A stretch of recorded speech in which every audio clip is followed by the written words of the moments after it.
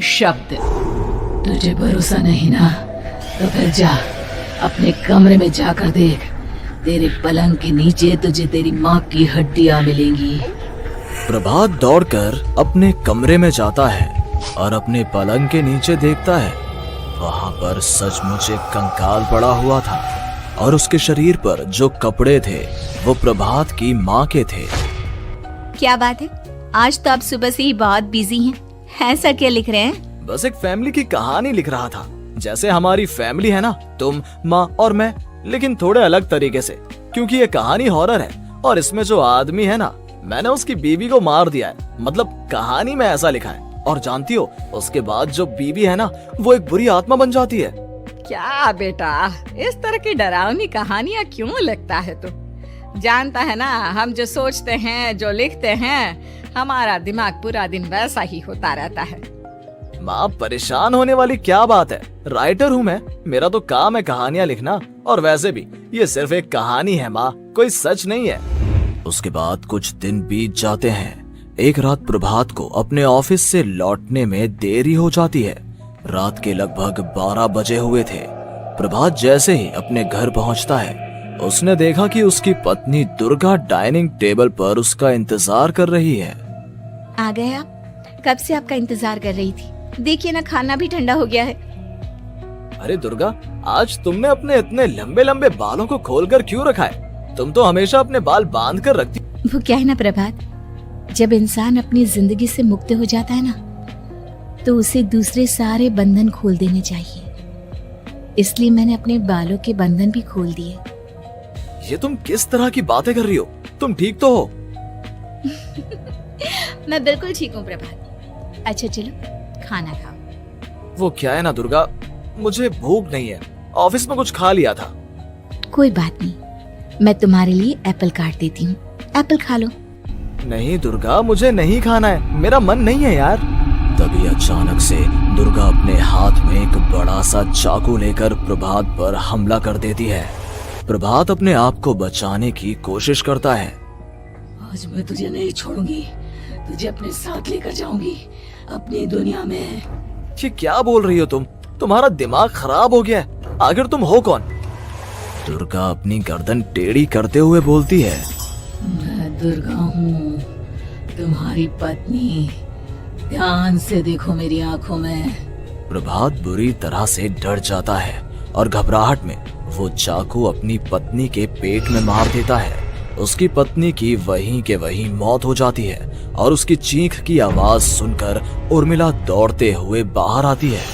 ये तूने क्या किया प्रभात? तुमने अपनी पत्नी का खून कर दिया, लेकिन तू तो उसे बहुत प्यार करता था बेटा। तूने बहू को क्यों मार डाला?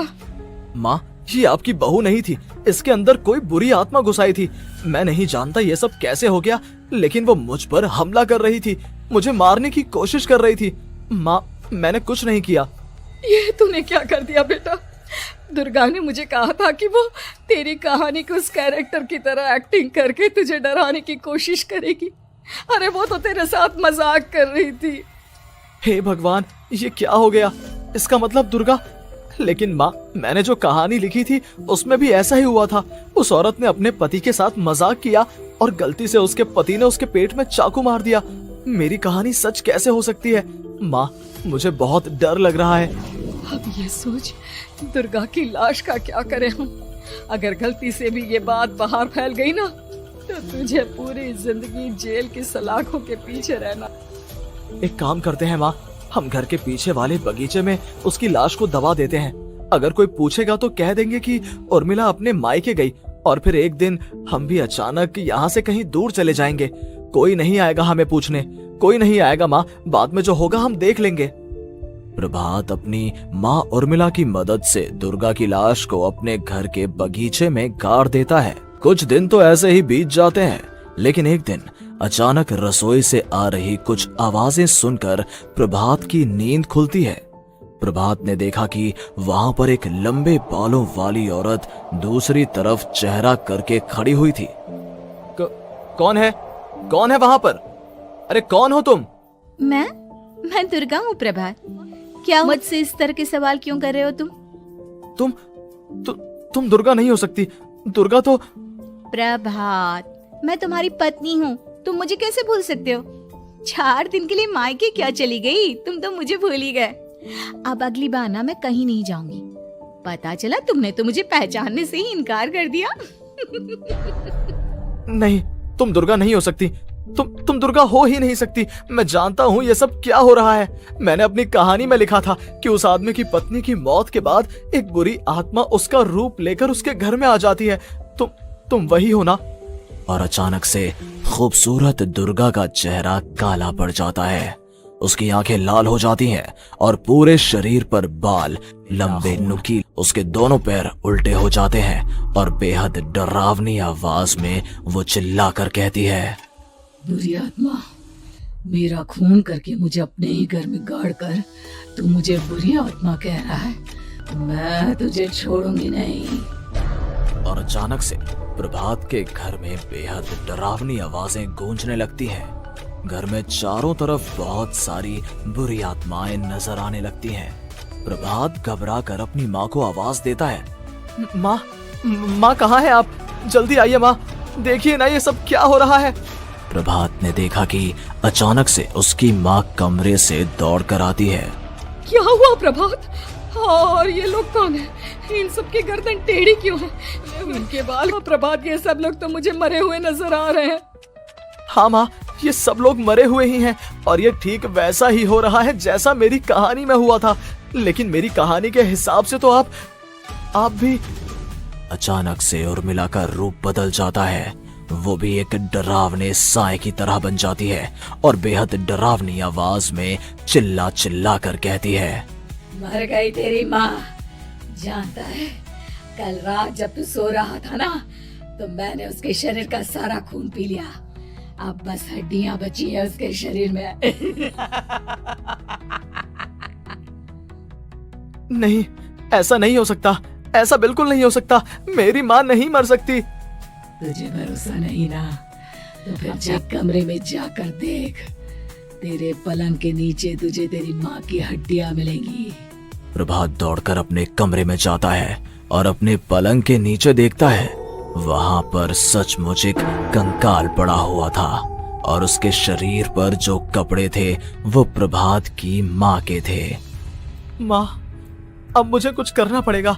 लेकिन मेरी कहानी में लिखा था कि माँ की मौत मेरे हाथों से होगी, पर माँ तो पहले ही मर चुकी है और वो बुरी आत्मा मुझे भी मार देगी। नहीं, इससे पहले कि वो मुझे कुछ करे, मुझे उसका काम खत्म करना होगा। प्रभात अपने हाथ में बड़ा सा चाकू लेकर उस बुरी आत्मा पर हमला कर देता है जिसने प्रभात की माँ का रूप लिया हुआ था। और अगले ही पल वो नीचे गिर जाती है और उसके शरीर से खून बहने लगता है। ऐसा नहीं हो सकता, एक बुरी आत्मा के शरीर में तो खून होता ही नहीं है। तो क्या सच में मैंने अपनी माँ को मार दिया? लेकिन अभी कुछ देर पहले तो फिर वो कंकाल किसका है? और ये कौन है? मैं पागल हो जाऊंगा। और अपनी माँ की लाश, इसका मैं क्या करूं? लोग पूछेंगे तो मैं क्या जवाब दूंगा? तभी वहां पर दुर्गा का रूप लेकर जो आत्मा थी उसने प्रभात से कहा, गाड़ दे अपनी माँ को ले जाकर उसी जगह जहाँ तूने मेरा खून करके मुझे गाड़ दिया था। जा, चला जा। घबराया हुआ प्रभात पागलों की तरह अपनी माँ की लाश को लेकर बगीचे में गाड़ देता है। प्रभात की हालत पागलों जैसी हो जाती है। वो अपने आप को अपने घर में बंद कर लेता है। कहानी के हिसाब से तो आगे ये हुआ था कि कहानी लिखने वाले ने उन बुरी आत्माओं से डरकर आत्महत्या कर ली थी। तो क्या मैं भी मर जाऊंगा? क्या मैं भी आत्महत्या कर लूंगा? एक काम करता हूँ, मैं अपनी कहानी का अंत बदल देता हूँ। हाँ, ये मैंने पहले क्यों नहीं सोचा। मैं लिख दूंगा कि कहानी को लिखने वाला आत्महत्या नहीं करता, बल्कि कहीं दूर जाकर नए सिरे से अपनी जिंदगी शुरू करता है। यही सोचकर प्रभात ने अपनी लिखी हुई कहानी को बाहर निकाला और उसे पढ़ना शुरू किया। ये देखकर वो हैरान रह गया कि कहानी का क्लाइमैक्स तो किसी ने पहले ही बदल दिया था। ये क्या? इसमें तो लिखा हुआ है कि आखिर में उस लेखक की पत्नी और माँ दोनों बगीचे में बुरी आत्माओं ने उनको कैद करके रखा था और वो लेखक अपनी माँ और पत्नी दोनों को जिंदा बाहर निकाल लेता है। लेकिन ये सब लिख किसने दिया? प्रभात दौड़कर बगीचे में जाता है और वहां पर खुदाई करना शुरू कर देता है। प्रभात देखता है कि वहां पर लकड़ी के 2 बड़े संदूक हैं और उनके अंदर से आवाजें आ रही हैं। प्रभात, प्रभात बचा लो मुझे, अगर थोड़ी देर और हो गई तो वो मुझे छोड़ेगी नहीं। बेटा देखो, मैं इस बक्से के अंदर बंद हूँ, प्लीज मुझे बाहर निकालो, वो बुरी आत्मा किसी भी वक्त मुझे मार डालेगी। प्रभात वो दोनों बक्से बाहर निकालता है और अपनी पत्नी और माँ दोनों को आजाद करवा लेता है। लेकिन तभी वहां पर अचानक से एक बेहद डरावनी और खौफनाक दिखने वाली औरत आ जाती है। तुझे क्या लगा था इतनी आसानी से अपनी पत्नी और माँ को बचा लेगा? बस 5 मिनट और उसके बाद अमावस का चांद आसमान में आने ही वाला है। लेकिन तूने इन दोनों को बाहर निकाल लिया, अब तुझे मरना होगा। नहीं, मैं जानता हूँ मैं नहीं मरूंगा, और अब आगे क्या करना है ये भी मुझे पता है। प्रभात, ये बहुत खतरनाक है, हमें मार डालेगी। प्रभात, चलो यहाँ से।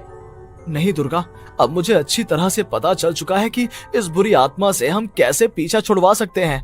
और इतना कहकर प्रभात अपने हाथ में पकड़ी हुई सिंदूर की थैली उस बुरी आत्मा के ऊपर उछाल देता है। वो जमीन पर गिरकर राख में बदल जाती है। ये सब क्या हो रहा था बेटा? ये सब तुम्हारी लिखी हुई इस कहानी की वजह से हुआ है ना? नहीं माँ, पहले मुझे भी ऐसा ही लगा, लेकिन बाद में पता चला कि बरसों पहले हमारे इस बगीचे की जमीन के अंदर किसी को जिंदा गाड़ दिया गया था और बस उसी औरत की आत्मा हमें परेशान कर रही थी। उसी ने मेरे शब्दों में जान डालकर उस कहानी को जिंदा कर दिया था। मुझे माफ कर दो प्रभात, मैंने आपकी कहानी के साथ छेड़छाड़ की थी और उसे बदल दिया था।